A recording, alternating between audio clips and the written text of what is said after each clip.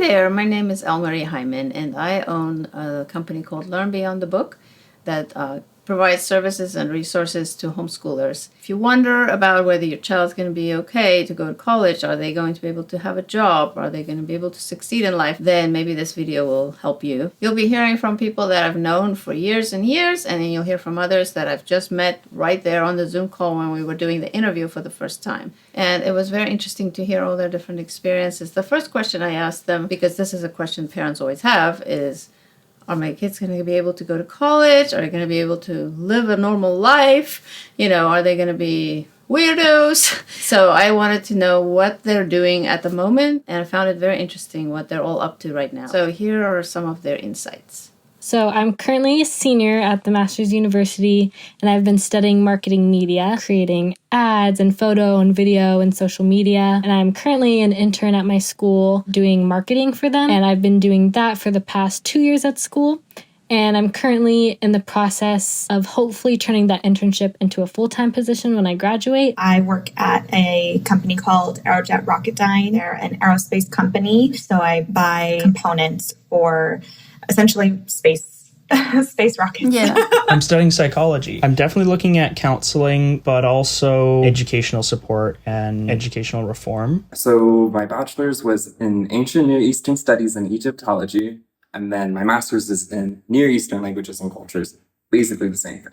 I've been working as a teacher at after-school program in San Francisco. I also work as a research assistant at the American Institutes for Research. I think I always did want to homeschool my kids. They are 12, 10, and 8 now. Okay. I'm working for a gentleman on the East Coast doing some podcast work and social media management. Right now, I'm learning a lot of new things in order to teach them directly on YouTube as a YouTube educator. So for the last 3 years or so, I had been working with the channel Veritasium on YouTube, which is one of the biggest science education channels. Helped create stories there, write stories, edit them. All of these skills that I had learned homeschooling, audio mixing and sound design, animation, visual effects, all of these things sort of came together, as well as all the science learning that I'd done. And so I've helped other YouTube channels create science education, and I'm making my own channel of that kind right now as well. Well, as you probably know, there are 100 ways of homeschooling, if not more. So I was curious, where did they start? Who decided?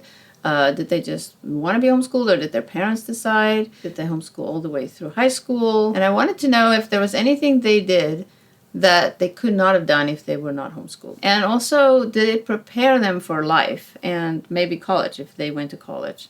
I had been in elementary school, and it really, really wasn't working out for me. As a very toxic environment for learning or living. There was abuse of students and teachers and faculty all around. My parents had a lot of foster kids growing up, and there was a foster kid that we had that went to the elementary school down the street from me, and his time there didn't go very well. He was bullied and didn't have a great time with the teachers there, and it was a sad situation. So by the time I was supposed to start preschool, my mom didn't want to send me to the school that was right down the street. I think I was probably around third grade when I heard that homeschool existed. I didn't know. I thought I was at school because you had to be at school.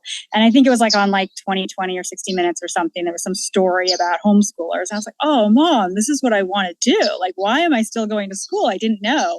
And my mom, she was single mom working. She's like, no, the last thing I need is to be trying to homeschool you. No, it's not going to happen. And it's just as I progressed through school, I was just more and more miserable at school. I was a good student. I was well behaved, never got in trouble, good grades when I was there, but I dreaded going. Every morning for my mom was a fight. It was just, it's like being an adult and hating your job, and just dreading going.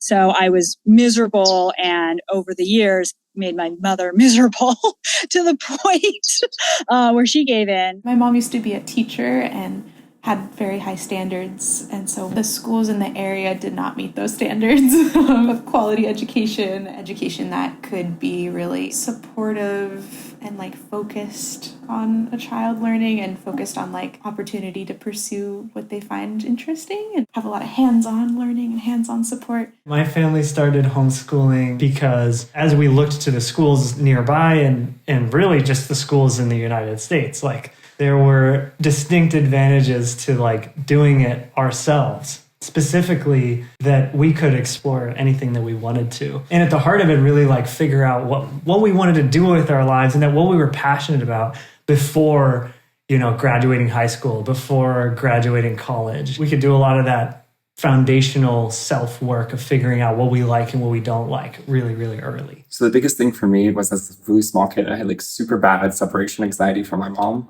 So I would go to class and I would just make up whatever excuse to get out of class because I'm like, I would go.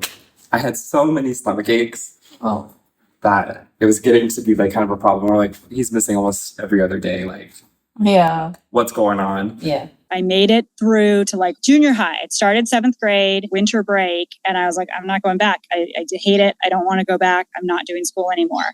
So my mom just was like, fine, we have to do this now. And back then, of course, it just really wasn't. You couldn't just like type in homeschooling and find anything. Like she was pulling out like the yellow pages and trying to find anything she could find that would help her. So eventually my parents kind of stumbled across it and they're like, do you want to try homeschooling? And I was like 8, 9. So I was like, yeah, sure, whatever. You're telling me I get to stay home?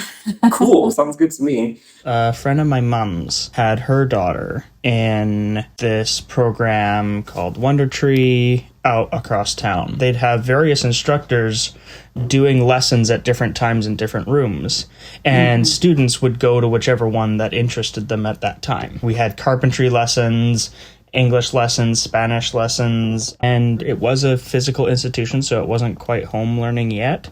And I finished the year there, which was wonderful. But after that school actually did wind up closing down, and that's when we transitioned fully into online remote homeschooling. So I spent that first year just building Lego in my room.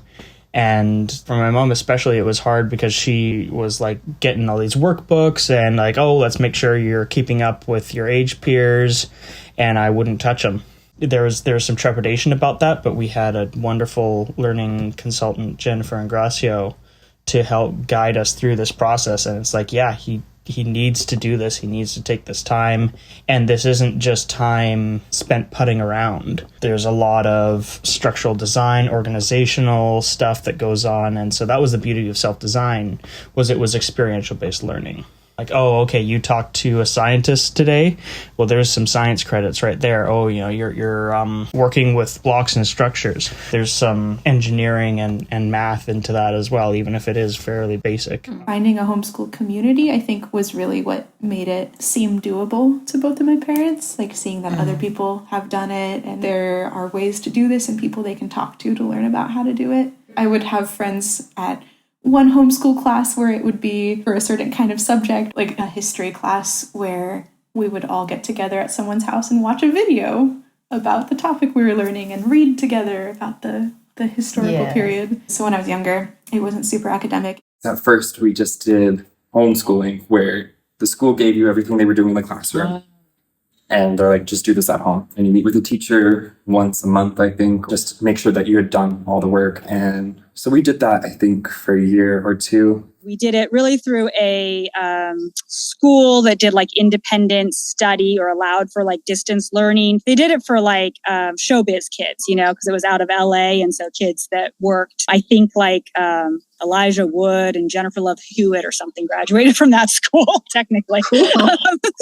So we started with that because they would just send you the curriculum and books, and then you met with a teacher every maybe month or whatever it was to like check in. So it was sort of like that because that was the best we could come up with at the time. When my mom was deciding to homeschool me, it sounded like it was really, really difficult to find resources. And now it seems like you don't have to do everything at home. There's lots of charter schools. There's lots of options. We always stick to a curriculum. Even when I was in like 1st and 2nd grade, I remember that we always were meeting with the charter school education specialist who would always have me doing the same work as everyone else in my grade. I had homeschool friends growing up that did the more unschooling, where they would go to the grocery store and, adding up all the numbers on the receipts was the math for the day. And my mom we still did fun activities like that as a kid, but I also had the math workbooks, and it's like, okay, no, now we're going to specifically be doing this. At some point, we joined a charter and needed to do monthly reports. And there were some subjects where my parents didn't feel like they were ready to teach me like 5th grade math or things like that. Like my mom's experience is teaching preschoolers. And so it would be like she'd hand me a book, I'd try to do it on my own, and she'd try to help if she could. And if she couldn't help consistently, she'd sign me up for tutoring or have me connect with a family member who might know how to do something. Yeah. So that was most of my middle school experience. So K through 5 was mostly doing the school district's work until it was getting to be the point of like, come on, there has to be something better, because I was going through it really fast, and so was my little brother, and so we wanted to do more. Yeah. So then my mom started doing a lot of research on different types of curriculum and kind of lesson plans and stuff that we could do at home with her.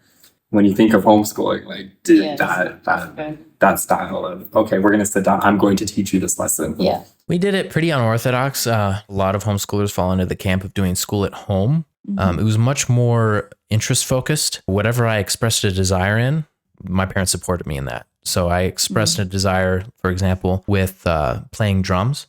And my parents were very gracious, and they actually got me an electric kit so they wouldn't have to hear me, actually playing the drums all the time. The reason I think I was able to identify those desires and those interests because I didn't really have any other options for entertainment or distraction. I didn't really have, an Xbox and a PS4 and all these things, right? So I wasn't sitting around playing video games all day, as much as I maybe would have liked to. I was forced to actually figure out what I liked to do instead of just relying on that kind of entertainment. Probably most of that passion finding work was done between, for me, like the years of 8 years old and 16. And so I tried everything from music to engineering to astronomy. Me and my friends made movies, filmmaking, and to kind of just figured out what are all the little pieces of things that I'm interested in. Ultimately ended up being kind of like 16, 17 with a whole list of skills and passions that I felt really compelled to do, and that all kind of like brought me alive in a particular way. You really learn, especially in this style of homeschooling,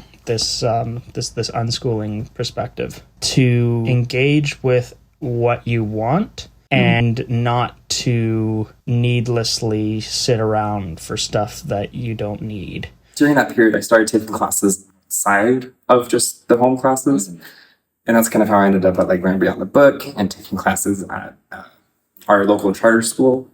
And sometimes those were academic classes. I remember I took a science class, but then they were also fun. I did like a music class, I think, at one point. I was taking violin lessons. And so I was getting to do a lot of like extracurricular stuff on top of the normal work that we were doing at whatever place we wanted to go through. Yeah. We were a dance family, so pretty much all of my free time I kind of dedicated to dance. I would go to the studio and everyone would be sitting there doing their homework, and I had already done all my homework, so I would just be focusing on my classes and stuff. And then once I got into high school, that's when things really started to change. So no longer was it my mom teaching us stuff. I started taking community college classes. And that isn't like unusual, I guess, for a lot of high school students, especially like in this area.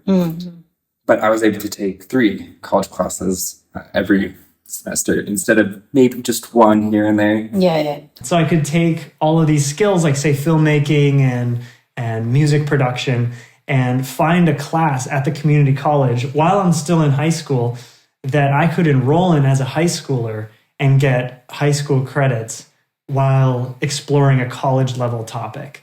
And so I did that for like pretty much all of my interests, from, engineering and science all the way to the other spectrum of like art and music. In 10th grade, I wanted to see what I was missing in high school. I wanted to go to the dances and all the activities and stuff. And I felt like maybe I was missing out on the social part of it.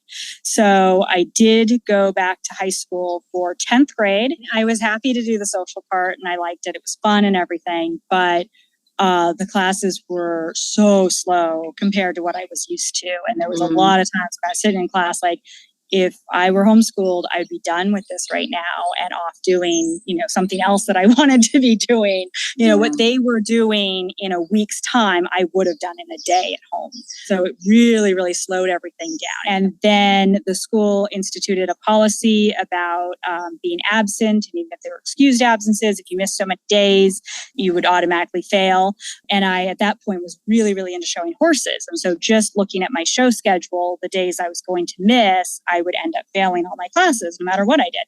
So that's when it made sense to go back to homeschool. And I had already experienced enough of the social aspect that I didn't care anymore. So I finished out the rest of 11th grade and 12th grade homeschooled. But by that point, I was mostly taking like community college classes for a lot of my stuff. When I was maybe in like junior high, I did ask my mom if I could go to school because all my friends were going to school at dance. And so I was like, oh, I feel like I might want to try it. And she basically was like, well, if you really want to go to school, then you need to call the school and you need to sign up yourself. She really wanted me to be homeschooled. So she felt like if I really wanted to go to school, that I should be the one to make the initiative. You know, I was only like 12 or 13 and it was kind of daunting. So I didn't. So I ended up staying homeschooled. I did take classes at a local community college while I was still in high school. So I would get credit for high school and college at the same time. It was really difficult for me to kind of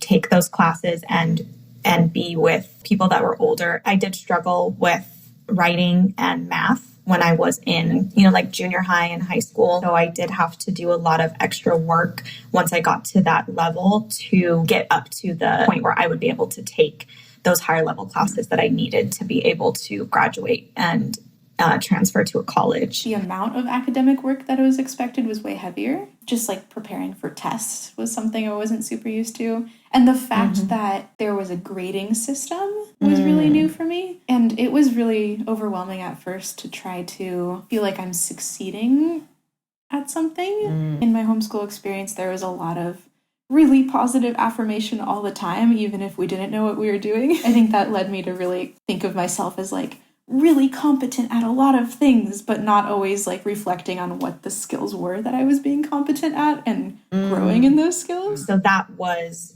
hard because not only was I different from my friends that went to public school, but now I was also almost behind on some of the academics. So I ended up going to a tutoring center and they helped me get up to the point that I needed to be able to keep up with the academics of college. Because it allowed me to take community college classes during high school. I finished my AA degree in French and general education degree and transfer degree, 3 diplomas. I remember being surprised by it. I was like, I guess I did that. I transferred from community college to UC Berkeley. So after I finished, I got my associates and my high school diploma. I actually got my associates 2 days before my diploma. I thought it was funny. That is hilarious. Since I got my AA and I did my degree online, the school that I went to, they let me transfer my associates. So I got a lot of credit from my associates. So I was able to cut out a lot of classes for my bachelor's. So I started college with about a year's worth of college credit and like most of the GEs and stuff already out of the way. I applied as a freshman, even though I had 80 something units worth of college credit already. Yeah. And I got in. And at that point in my life, I was like, I don't feel like I could succeed at college right now. I need to take a break. So I did. Okay. Just because you were tired of studying, basically? I was tired of how much work it had all been, because it was a lot of work. It was really draining. I was happy I took that break because then when I got there, I was able to get my bachelor's done in 2 years. And on top of that, start a master's program. Nice. Finish that in a year. Like academically, and let me really get ahead of things. Going into university, all the high school students still didn't really know how to talk to a knowledge holder or an instructor unless there was a problem. And then it would be a desperate, oh, I have a problem, you fix it. And they hate that. That is their least favorite kind of communication. And so they love it when students just come in and are like, hey, I just want to talk shop. You want to talk shop? And oh boy, I occupied those office hours. When I got to university, though, it honestly was more like homeschool. It kind of went full circle. They weren't just teaching you the content. They wanted you to first learn the content, but then think really critically about it and change the field or be really creative about it. The creativity connected back to homeschool, but it was also harder than anything ever before because they want you to do original research about everything you learn in addition to also taking a bunch of tests and showing you're like competent in the subject but also creating the field. I took a lot of history classes. That's what my major was. It was like, oh, from community college, read this 10-page article to, oh, you have to read 200 pages by tomorrow. And I was like, oh, okay. And these professors dedicated their life to the subject. They know so much. But as a result, they were really intimidating. It was the first time I was in a classroom where the professor would expect everyone in there to have done the homework and would just like ask the question, you hadn't taught us yet. And be like, I'm not going to continue until someone answers from the reading. And he'd wait for people to take out the reading, flip through it, read through it, and once someone had an answer, he'd be like, okay, great answer. We can move on now. Oh, wow. Horrified. In terms of being prepared for the amount of work that goes into college, it seemed like my friends that were in public school were more prepared for that because they were doing all the busy work. They had all of the homework they'd been doing since they were little. I didn't have that. So I got to college and I was like overwhelmed. There was a lot of homework. There was essays that I had to do. I don't think it prepared me for that. In a funny way, I felt even more prepared for college than some of my friends that I knew that came from public schools, because in the public school system, my friends were very used to teachers constantly telling them what was going to be due and having homework and deadlines were set for them. Where in college, I noticed that the professors there are much more relaxed. They give you the syllabus and you have to figure out deadlines for yourself and set schedule for yourself. And I feel like because I was homeschooled, I had been doing that my whole high school anyway. So I feel like I had a leg up in a way because I was used to the hands-off professor. So if you homeschool, you've probably heard this question a million times. How do your children socialize? Do they have any friends? I wondered what these homeschool graduates thought about it. Did they have any positive or negative experiences with it? They saw it as a challenge, or did they maybe see some benefits in it? And how did that affect them with their life right now? For a couple of years, there was a tutoring center, like they did after school tutoring, but they opened up during the day for homeschoolers to come in. And so there'd be like 6 or 8 of us there. You weren't doing the same thing. It wasn't really like being in a class. Everybody was doing their own work and getting help with whatever they needed. But it was kind of cool because you were at least with other people. And so they would give us breaks every once in a while and you talk and so there was some social aspect to that a little bit, a little bit like a school. But it was definitely not at all like there weren't. They weren't homeschool park days that we could find. And there was no way to get the word out about that. It was before the internet even really was a thing. Yeah, totally. Yeah, that's like, I am just in awe of the parents that did it back then. And when I started, it was still pretty hard. There wasn't really a lot of resources, but there were already more than they had. I'm always like, wow, you're my heroes. It's awesome. So I went to dance. So that was my main social activity. And then also the homeschool groups I was with when I was a kid, there were like park days and social events that my mom would take us to. And then we also had, in our homeschooling groups, we also had classes that we would go to. So I would get to see other kids. I think if we hadn't been in a homeschool group, I and my siblings wouldn't have had these long-lasting friendships. And known how to sustain long-lasting friendships. Even though people were leaving for public school around the high school time, which was really hard because it was suddenly all of my closest friends were gone. I think it still was enough. It still felt like I had that sense of community for the vast majority of growing up. Did you ever feel like you didn't have enough friends? Yeah. Like you really want more? Yeah, sometimes I feel like there was a lot. I mean, there was definitely a lot when I was growing up, but I think it's things that everyone feels. There was definitely a feeling of other, different for me, and it was really difficult. I wouldn't even want to tell people that I was homeschooled a lot of the time because I would get such weird looks and I would get so many questions and people were so weird about it. And then it would be this automatic oh, you're homeschooled. Oh, okay. It was perceived oh, you're not normal if you homeschool, which is really, really hard when you're a preteen and a teen trying to fit in. Yeah. I would also say that piece of it has gotten way better because homeschooling isn't quite as taboo anymore. What's funny now is my kids, because they've never been in school, so don't know any better. And we go to like a homeschool park day or something, and there's so many kids coming out of public school and being homeschooled now. But they have such a hard time at the homeschool social events because they don't know anybody. They're used to walking into a class where they know all the people. They don't know anybody, and they're very shy and they're very standoffish. And my kids are like, what's wrong with that kid? Why isn't he playing? Why isn't he doing anything? Like, well, he's a public school kid. He doesn't know how. Like, he doesn't have the social skills that you have. Yeah. Like, you go to the park on any given whatever park day, and there's whatever kids are there, and everybody just plays together. It doesn't really matter the ages or who they are. They might not be someone they've known before, but they make up a game and they just get into it. And the public school kids coming to those things that are now being homeschooled, they are so just lost. They just don't know how to go in and get involved in these things. Mostly what would happen is all the friendship connections would be moms talking to one another and being like, hey, my kid won't talk to any other kids. How about your kid? And they're like, yeah, okay, let's try them out. Sometimes that didn't work, but for the most part, for my luck and my mom, we made the right connections. And so while I didn't have this massive circle of friends, I would, for almost all my education, I would have one or two really good friends, people I could count on, people who I knew understood me. I did wind up going back to public school for the last couple of years of high school. That's something that I noticed even a lot of them didn't have.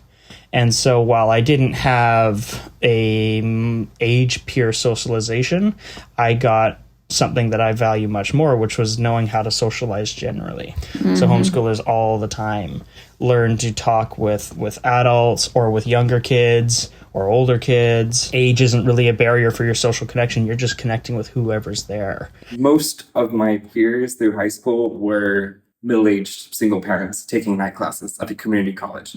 I hated waking up early, so I had the flexibility. No, I'm just going to take night classes. As a result, most of the people who were taking night classes are working full-time jobs. They're single parents. They're people from so many diverse backgrounds, but also usually about 20 to 30 years older than me. So little 14-year-old me walking into the 8 p.m. history class, sitting between the single mother of 3 and the nurse or the CNA next to me trying to work on her nursing degree. I think it really prepared me in terms of interacting with diversity really well, way more than a high school would have, because genuinely these people are from all walks of life. But in terms of connecting with peers my own age on a similar emotional development, I really struggled with that for my entire high school experience. I maybe didn't have the social circle of people my same age as you would if you were in public school, but I hung out with people of all different ages and heard their stories of people that were in college. I was listening to what they were doing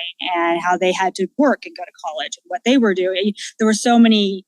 It was a much broader experience, I think, than just being with the same people moving through the same system. I did have friends who were also homeschooled, but they were also homeschooled. So similar levels of this ability or inability to kind of read cues. So we got along well, but again, it was kind of insular. Part of the reason I wanted to apply as a freshman going into university was because I was like, well, I want to be around people my own age for once. I did that, and I was so disappointed. I was so disappointed. So for some it was a challenge, for some it was a great thing socially. From all these experiences you can tell that there's so many different ways of doing things, that people experience things so differently.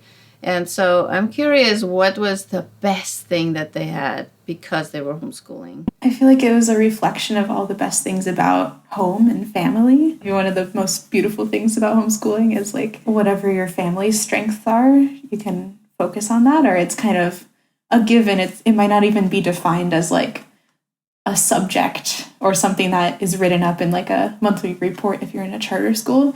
For my parents, it was gardening was just part of life. And so we looked at that at home, and all these different things were part of daily activities. Part of my homeschooling journey was not just the homeschooling, but we were also living on a sailboat in the Caribbean, myself and my family. Our first trip was in 2010.